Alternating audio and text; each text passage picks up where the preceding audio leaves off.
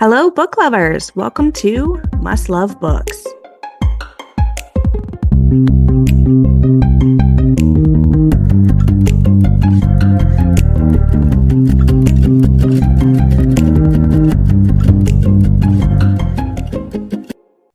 Welcome back to Must Love Books podcast. Today I am here with Stacey McEwan. Stacey lives in Queensland, Australia with her husband and her two children. She is a teacher by day, writer by night, and Instagram queen in between. I like the Queen edition. You put out just the cutest, funnest reels and TikToks. I love it. Thank you. I pride myself on being, actually, this is the first time I've been called cute, I will admit. But yeah, I enjoy it. It's pretty fun. So, Stacey, we are celebrating the third and final installment of the Glacian Trilogy, Valley. Congratulations. Thank you. I can't believe it's over so quickly. It feels like yesterday I released the first one. So we are going to dive in and we'll touch on the first two books a little bit to give a little bit of an idea for those who haven't read the series. Just a little bit of a touch on those ones, and then we'll dive into Valley. We'll jump into the Valley. I don't know. We'll something into the Valley. Yeah. we'll crash into the Valley. Crash into the Valley. There you go. So tell us a little bit about the Glacian Trilogy. I'm going to do my best. By the way, this is my least favorite job, is when I have to try and give a synopsis for a book because Mine it's so too. difficult. Yeah.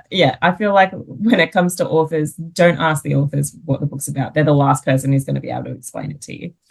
But I will do my best. So Ledge is book one. And in Ledge, we have it's a romantasy. It has the found family trope, the quest trope.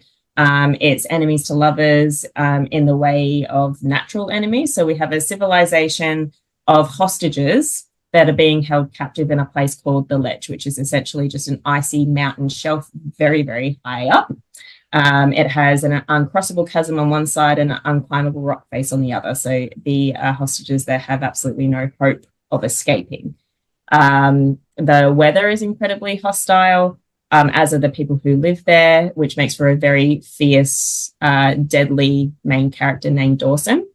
And at the beginning of every season, their natural enemies, these winged creatures called Glacians, fly across the chasm and onto the Ledge and take human sacrifices away.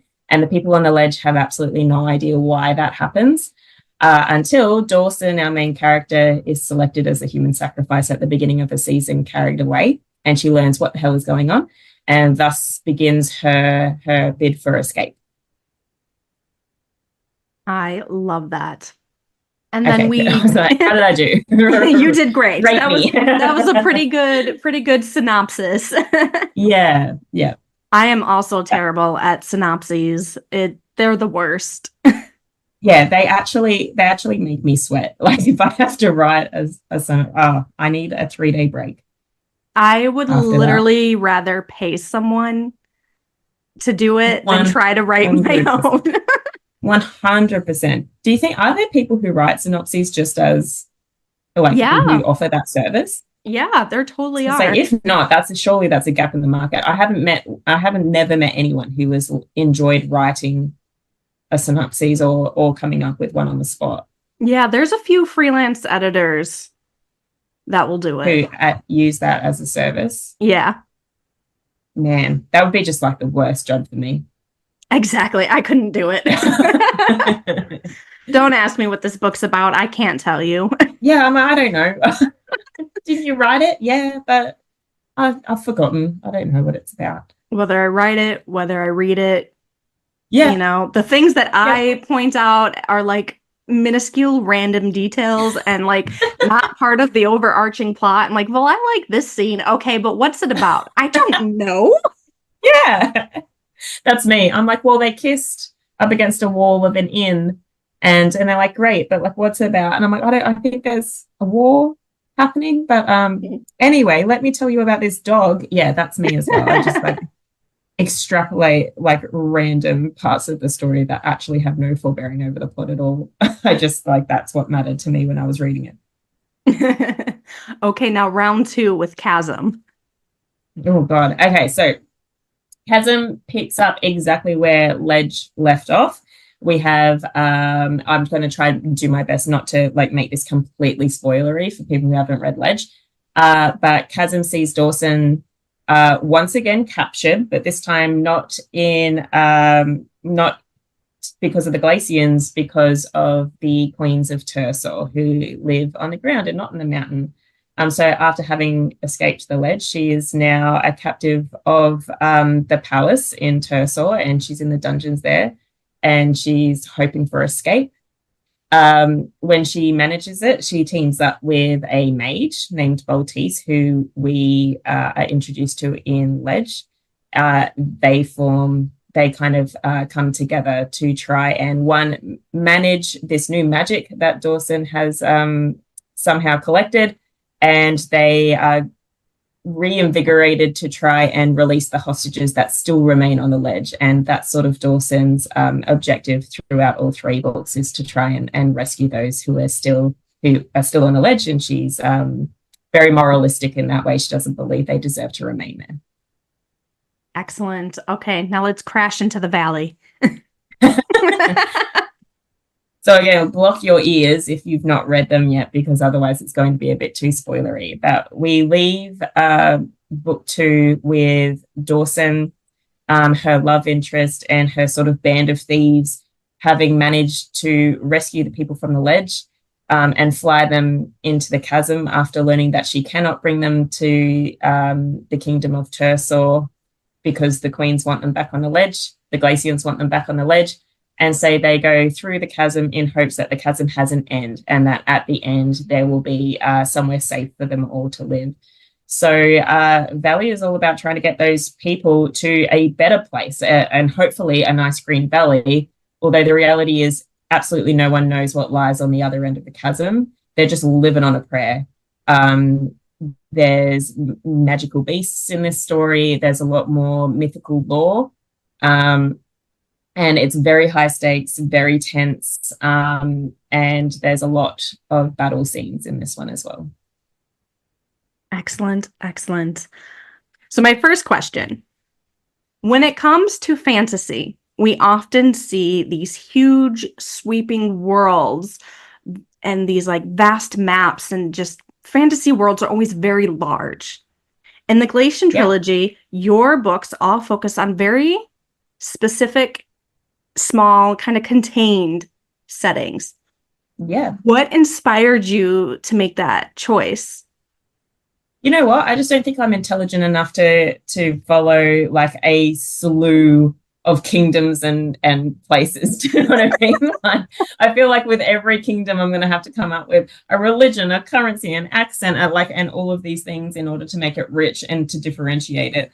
And I think my mind just went, you know what? Work smarter, not harder. Do you know what I mean? So let's keep like the Ledge small, Glacier is small. The kingdom of Tersor is just one kingdom. That's easy to keep track of.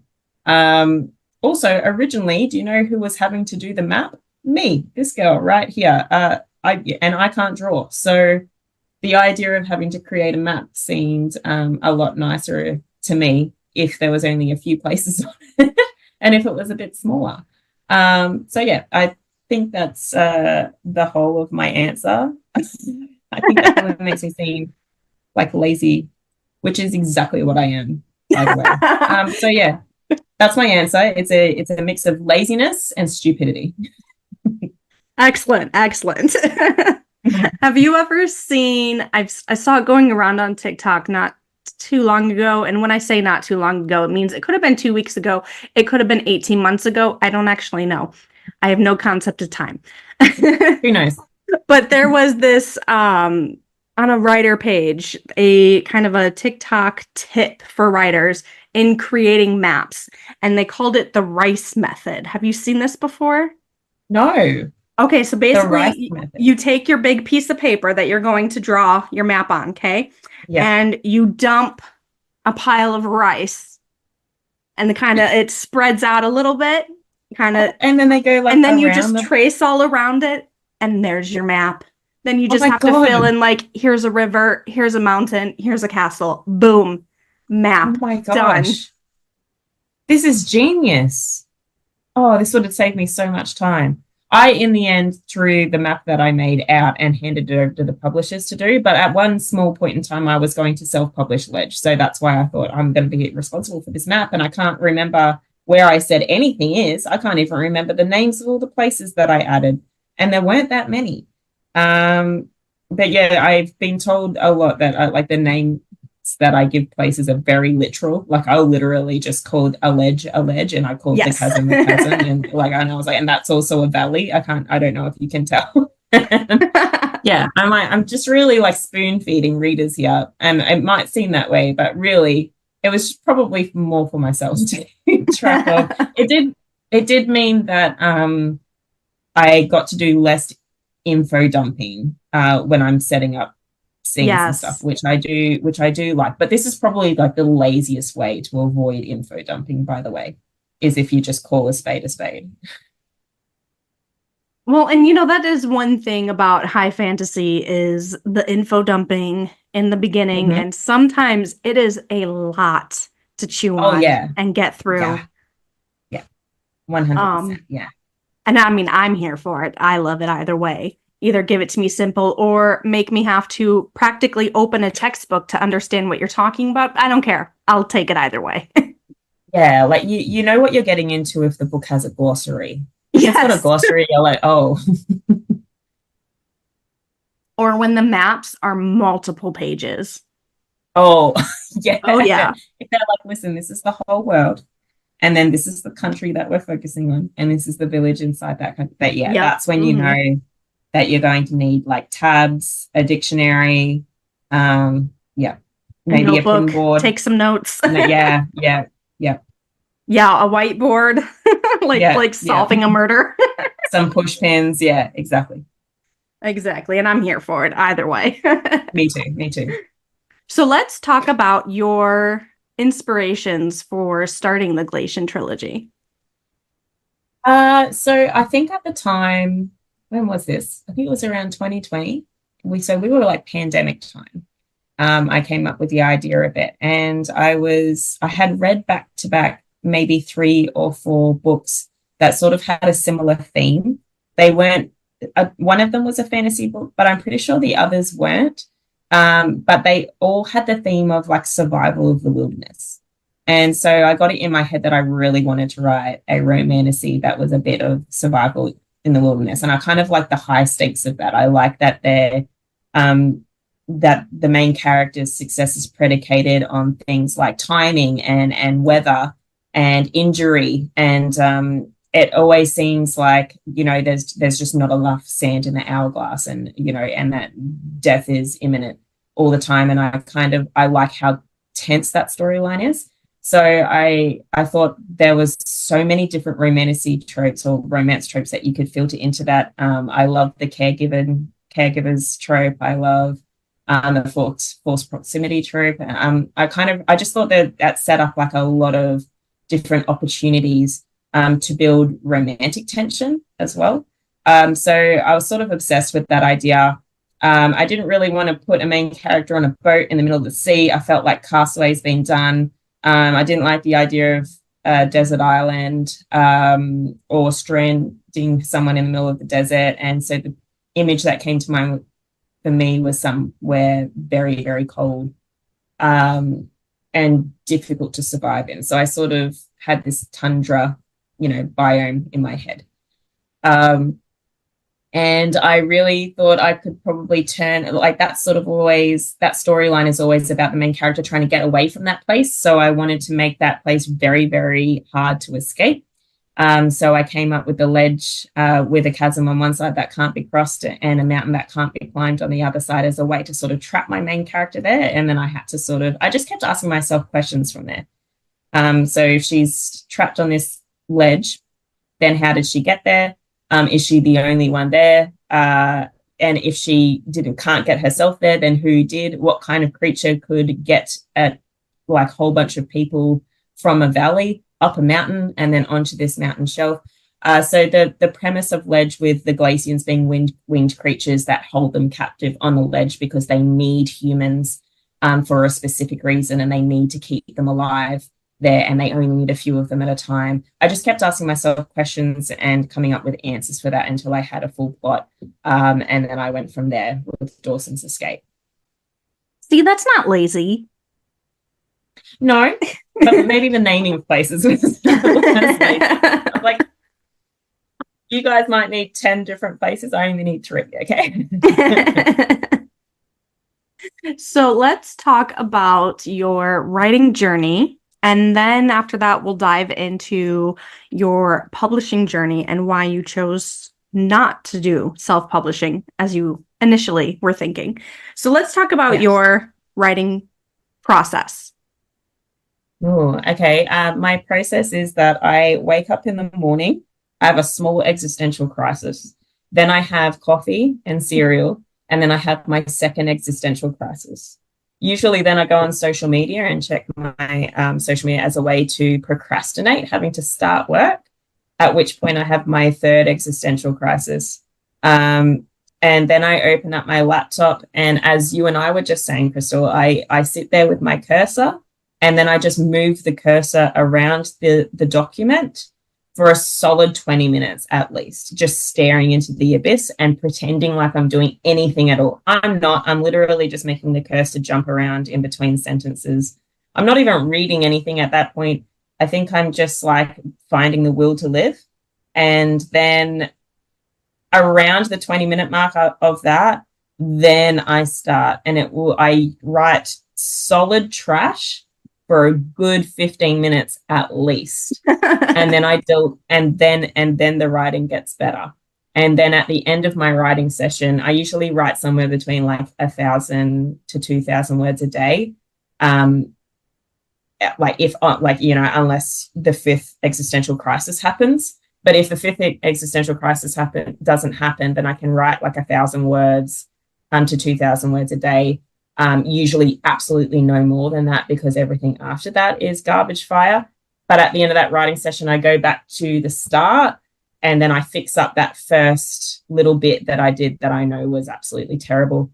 And then once I finish, I usually reward myself with another coffee and like something disgusting, like, a like 5-day-old brownie, or like something that my kids have left in the fridge, anything like that. And then I feel pretty good about myself for the rest of the day until the following morning. And then we just rinse and repeat. Rinse and repeat, cycle again. Yeah. Yeah. That's the whole of it. That's the path to success. The path to success. Existential crisis. That's the secret. That's the secret. The more existential crisis you can fit in a day, the more successful you'll be. Indeed. I like to get them all out of the way in the morning, I just it's productive. Yeah, get them done. I just like boom, boom, boom, have those meltdowns, and then it's time to get check to work. those off the to-do list. We're good. Yep. If you actually do put something like that down on a to-do list, then you can, you are still being productive. You are getting through your to-do list and checking things off. About. Yeah. Definitely. Anytime I feel myself going into that existential funk, I'm like, this is good. This is good timing, because it's 7:30, and then I'll be done with this by 8, and then I can move on with my day. So, it's better than having it like, in peak work time. Yeah, that would be the worst. Oh, one sec. You got to schedule those existential crises at the right time. Yeah, I've learned to. Like maybe 2:00, not at noon. Yeah, like there's only so many hours in the day, Sometimes I like to, if I have a lot I need to do and I'm just not getting through that to-do list, I will do something like basic and simple that I normally do anyway, and then I'll write it on my list so I can check it off, and that's being productive. I completely agree with you. Sometimes that thing that I put on the list, though, is like, eat the brownie. Like, you know what I mean? Like, it'll be something that shouldn't be on the list. Like, put that tissue in the bin. Well done. And then I give myself a tick. And no, I understand. Like it's hard. You might find this as well. Most people, most authors sort of have this in common. Writing is so isolating, but it is completely dependent on our motivation to get it done. Yeah, doesn't And that suck? we're professional procrastinators, and yeah, and it's hard. So we almost have to trick ourselves sometimes into being motivated enough to do it, or like remaining disciplined in doing it. So everyone I talk to has a different trick of how to get that done, of how to get themselves in that seat in front of the computer and start going. Yeah, I am exactly that same way. And it just, sucks sometimes that in order to be a successful writer, you actually have to sit down and write. Yeah, like unfortunately, Like, research does indicate that writing a book does result in a book. And I think that's rude, it's just so personally. rude. It's It so rude. sucks. Yeah, it seems unfair, Like, can't the honestly. story idea just like come out of our brain and then like Right. just Like, I be just don't on the understand paper? why, yeah, like a fax machine. Like, Yes. there's just so many different things that we've come up with in technology, and yet here we are tapping at those keys like monkeys. Right. Where's the brain facts? Yes. So, what made you, why did you choose to go into traditional publishing when you were initially thinking about self-publishing this trilogy? The guarantee of money, if I'm being completely honest with you. But also self-publishing was very, very daunting to me at the time. I was very ready and willing to do it. And I had some lovely people online that I'd met who were self-published authors, and they were very generous in giving me a little bit of their time and helping me through the many, many, many, many, many hurdles that self-published authors must jump in order to hold a physical copy of their book in their hands. And I'm very much not a business minded person. I never have been. I'm quite scattered. I like forever dropping balls. So it was always going to be a challenge for me to begin with, but I was willing to give it a try, as terrified as I was. And then Angry Robot Books came along. Oh, well, my agent came along first, and then Angry Robot Books came along and offered me a deal. And it's really as simple as that. They offered me a deal. Those deals come with advance money. And it was at the very least going to guarantee me a little bit of payoff for the work that I'd done, where self-publishing, as we know, doesn't necessarily do that. I think self-publishing is a lot better now, and your chances now of doing well in self-publishing are a lot better. And goodness knows that there's a lot of self-published authors who are absolutely killing it. I just wasn't necessarily sure that I was going to be one of those people. And another tipping point for me was that I didn't necessarily know that I was ever going to be offered an opportunity like that again. I mean, I can always self-publish another book.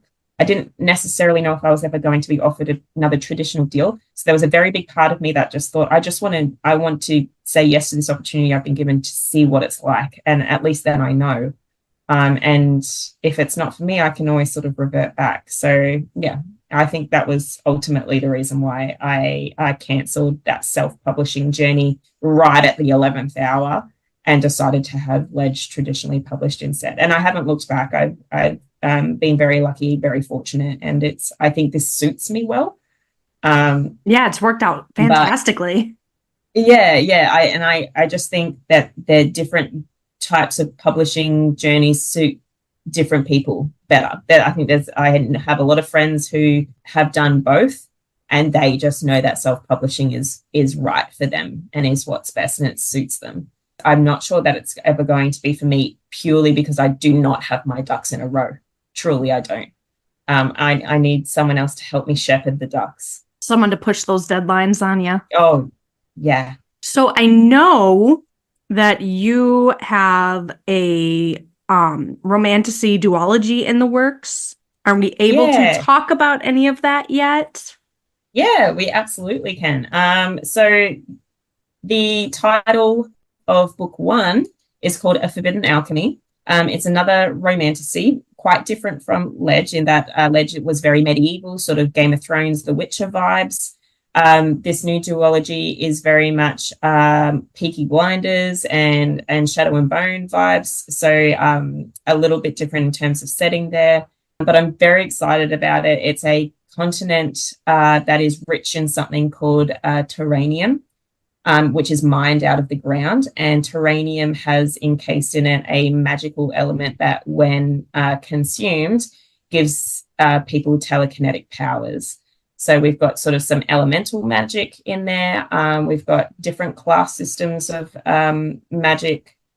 And the elitists of the world are called artisans, and they're the only ones that are allowed to drink the magical substance that they find in the ground and have these telekinetic powers. And everyone else are called craftsmen, and they're sort of left to mine this terranium out of the ground and to serve the elitists of the world.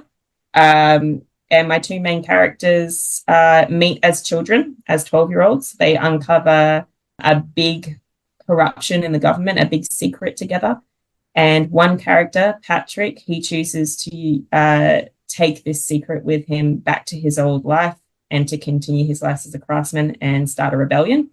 And the other character, Nina, she chooses to use this secret to lift herself out of obscurity and to become an elite artisan herself, putting them at odds.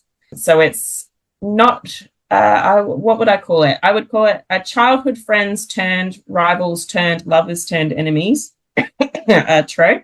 Love it. If we must name it so.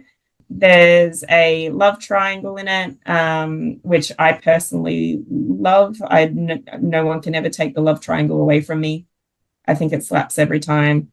It's sort of gaslamp fantasy. It's a little bit steampunky. And it's so much fun. And it's, again, super high stakes, must save the world from ultimate war kind of vibes. Amazing. Do you know when it's going to come out? Do you have an idea? We know, I think it's going to come out in summer 2025, but don't quote me on that because I don't think our date is set yet. So I'm going to, as far as I know, summer 2025. That sounds awesome. I'm already looking forward to it. Oh, thank you. So you mentioned that you love triangles. I do love so triangles. Now we're going to have to go into that and excellent. Talk about some of your favorite love triangles. Okay. Did you just squeak? Yeah, I did. Do you love triangles? I love triangles. Yeah, okay, great. I think love triangles suck every time. And every time someone says I don't like love triangles, I'm like, come on now. As if you haven't been sucked in once or twice to a love triangle. How can you not?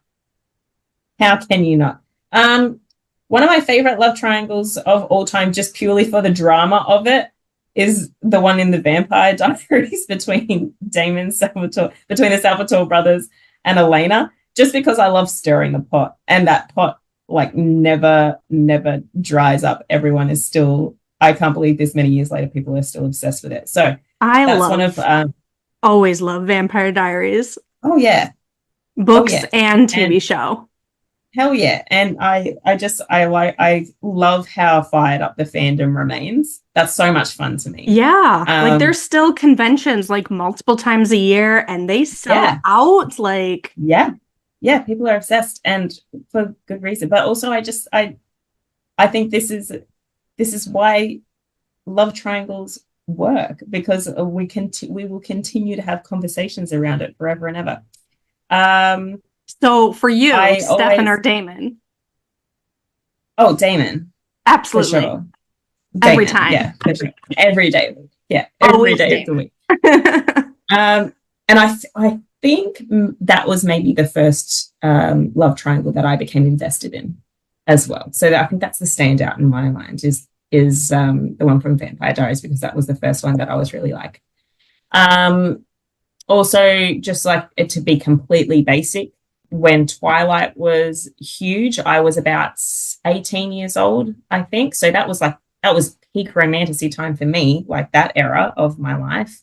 and I was a big Edward Cullen fan, and so I would happily face off with anyone who was a Jacob fan. That was a lot of fun for me. It's on site. I was, yeah, yeah. And like all of those books in that time period had had silly little love triangles, which I everything. found. And I thought like the Hunger Games had one, and like even if it wasn't supposed to have one, it ultimately turned into it because the fandom just pushed it until some obscure side character was named the second love interest, which is hilarious. I was also in high school when the Twilight books started coming out, and I loved them because they felt like fan fiction, and I was an avid fan fiction supporter. Like, right. So like, it was right up our alley. How were we not to fall in love with it, you know? Exactly. I was obviously an Edward now girly. in our wisdom and knowledge, like we know that there are some flaws, but I'm just saying, like, we can pay homage to our teenage selves and go, we understand why you liked what you liked, and ultimately it's made us who we are now, I fear. Yes. Though today I have to say my favorite character out of Twilight and the most interesting one is the one that I hated when I was younger, Rosalie. Rosalie. Uh-huh. Me too. Why is it that as an adult woman we're like can relate to you? But as 18-year-olds, I was like, oh, she's so mean. How can you dislike Bella? Now we're like, actually, Bella's kind of easy to dislike if I'm being completely honest. Yeah. And hers is just the most interesting backstory that I 100% would legit like watch a whole movie of that kind of backstory. It was fantastic. You are so right for that. And I'm almost a little upset that we didn't get her backstory until much later in the series. Yeah. Because I really wish we had have expanded on that more. But yeah, absolutely. Her backstory is phenomenal compared to the rest of them. Most of the rest of them are quite boring. Yeah. We got a novella from, do you remember the novella that came out in Twilight? Bree Tanner. Something about Bree Tanner. Yeah. Do you remember when that came out? I remember reading that and going, why do we care about Bree Tanner? Like, why? No one asked any questions about Bree Tanner. It didn't come up. Yeah. She appeared on like 3 pages and then she died. Like, why do we get a novella about her? Isn't it bizarre? Yeah. Was it such a weird choice? I wish they had made that novella about Rosalie, but alas, at least we know how Bree Tanner became a vampire, I guess. Yeah, good for her. Yeah. And then she died. R.I.P. Bree Tanner. Yeah. All right. And then, Hunger Games.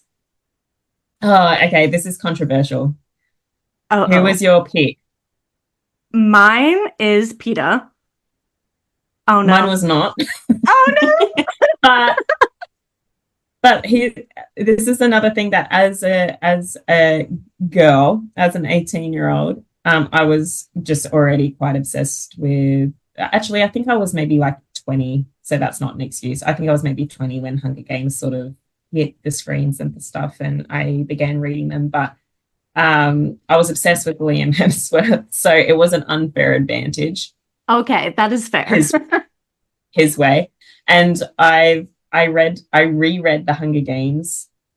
Maybe 2 years ago now, because I got into some online conflicts with people, just some fun, friendly stuff about like why I am the way that I am. And I was just like, I just don't understand how anyone's like, I understand, like he makes mistakes, like he made a mistake. Let's all forgive him for his mistake. And people were like, Stacey, no. And I was like, I'm going to reread The Hunger Games. And on my reread, I was like, oh, wait, maybe I wasn't right. Maybe I was just young, prejudiced. But so I'm definitely alone on my little island, and I'm staying there just out of stubbornness at this point. I am like still to this day obsessed with The Hunger Games. I've reread them so many times. I watched the movies a million times. Remains amazing. It has such great longevity. Absolutely. I think they need to read it in school and teach it in schools. Totally agree with you. Absolutely, we can 100%. Get rid of like Lord of the Flies and bring in Hunger Games instead. And the Scarlet Letter and the Great Gatsby. Let's get rid of those ones. And just do, then you can do the whole trilogy. The whole trilogy. There you go. That's what we should be teaching. Yeah, you and I should be in charge. We should be in charge. Why are We we should not? be in charge. Why are we not in charge? Oh, it's all the existential crises, isn't it? Wait, you're right. That You're might be correct. doing it. That might be doing That it. might be it. Touche. All right. Any other favorite love triangle pairs? Those are my top ones, unfortunately, as basic as that is. We shan't speak of the Akatar. I don't believe that's a triangle. I That's haven't just read a any Akatar. I have not read a single word written by Sarah J. Maas yet. So this is 100% for the best. I'm trying to fight my way through, but it is a fight at this point. I think I'm up to book 4, or I'm just about to finish book 4 in the Akatar series. I did finish Game of Thrones. It took a long time. I'm up to book 4, and I'm on struggle street, I will admit. But yeah, I read it with the promise of a love triangle, and I went, that's not a love triangle, that's just a swift plummet. That was very linear. So no, I think those are my favorite love triangle. I think there's a love triangle in the Cassandra Clare books, or at least in one of the series, but I never read the Cassandra Clare books. I watched the movie, to be honest, and I never read any of the books. And I watched a few episodes of the Shadowhunters TV I think the show. movies, the movies were a little lacking. Yeah. And I think that's probably why I didn't read them either. But I'm just looking at my books. Shadow and Bone. We mentioned that. That one has a love triangle. Indeed. Okay. You tell me who yours is first. Okay. Because I think because mine's Mal. No. Mine is no contest. The Darkling. The Darkling. You're so right for that. I'm just sick in the head. Oh, I mean, book version of Mal was so boring. He was a wet blanket. He was. He didn't have a personality. I liked him so much better in the show. I thought he was so much better in the show. Was amazing, and the show is what brought me on to understanding Side Mouse. Yeah. Mm-hmm. Because that actor was phenomenal. You should know about me. So something you should know about me is that I watched the first season of Shadow and Bone before I ever read any of the books. So me too. I watched the show. And then I was like, wait, I've absolutely got to read this whole series. So I did. And again, stubborn. So I got the show and was like, I love Mal. Mal is gorgeous, amazing, 5 stars for Mal. And then read the book and was just stoically like, no, Team Mal the entire time. I was like, I refuse. But I definitely don't discredit the Darkling as well. Like, I don't really have any words to defend myself. Do you know what I mean? Other than like, I'm just a girl and I liked the actor in Shadow and Bone and I want to keep him. But you're absolutely right. I read the stories and was like, why isn't Mal hitting the way that he does in the show? And why is the Darkling making me feel things I don't want to feel for him? Yeah. So I had started reading the book when I knew that the show was coming out. And I knew once I realized there was no way I was going to get through all of them, I gave up and then watched the show and then went back. Yeah. So like I had started already like not like I did not like Mal from the very beginning. Yeah. I'm like, that's fair. Okay, little farmer fuckboy with no personality. Got it. Did I say that out loud? You did. But yeah, and then there was me watching the show going, oh, who is that man? Hello. And then I read the books and went, oh, you're so stupid. Everyone in that show had such amazing chemistry. Yeah. Like, this was one of the best casted shows. Yes. I was so shocked when it got canned. Right? Like, really? That you can, be nominated for an Emmy, but Netflix doesn't care.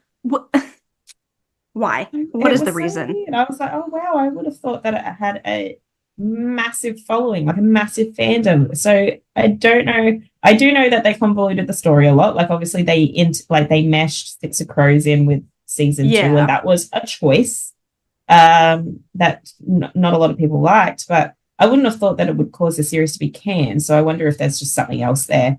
Who knows? Honestly, yeah, I would love to have some words with whoever made that decision. I've just got some questions. Yeah. Just got some questions. Six of Crows and Cookie Kingdom were hands down the best books. They were absolutely incredible. In that series by a mile. So it was just odd that they wouldn't have just paired those off by themselves. I don't know. Yeah. Someone made a decision. Again, you and I should have been in charge. But we should have been. Why were we not hired for this? I honestly don't know. They're overlooking. Big time. Don't they know that the only opinions that matter are ours? Don't they know? Don't they know? They don't. And why don't they know us? I do not know. It's a mystery. It is one that we will never be able to unravel. Their loss, I guess. We could have made them billions, but... Yes, billions. Alas. You lost out, Netflix. You lost out. Yeah. We'll await our apology. Perfect. Well, no, that sounds good. Excellent. All right. Well, again, congratulations for the final installment. Thank you. Thank you. So excited to pick it up and dive in, and I'm pumped. And find out if there's a valley or not. Yeah, exactly. Is there a valley in the valley? I gotta know. Yeah. Is there a valley on the other side? It's the biggest question. Yeah. All right. Well, thank you so much for being on today. This has been wonderful. Thank you for having me. Been a blast. Absolutely. What we've learned is that you and I should basically be in charge of most things. We should be. Absolutely. We should be, and we're not. And that's a crime. Yeah. Let's do this again next year. Yeah. For, when you have a date for your next duology. And hopefully by then, somebody figures out who's supposed to be in charge here. We might be in office by then. You never know. Like, we might actually be able to do this face to face in around all of the meetings that we will have with, the UN, I guess. Yeah, while we're running the world. Yeah, and working for Netflix. Running the world and also Netflix. Yeah. The two things that make it turn. Yes, exactly. All right. Well, thank you. Thanks, Krystle. Thank you, everyone, for listening. This has been Must Love Books. You can find us on Instagram, Facebook, and Patreon under @MustLoveBooksPodcast. Thank you and happy reading.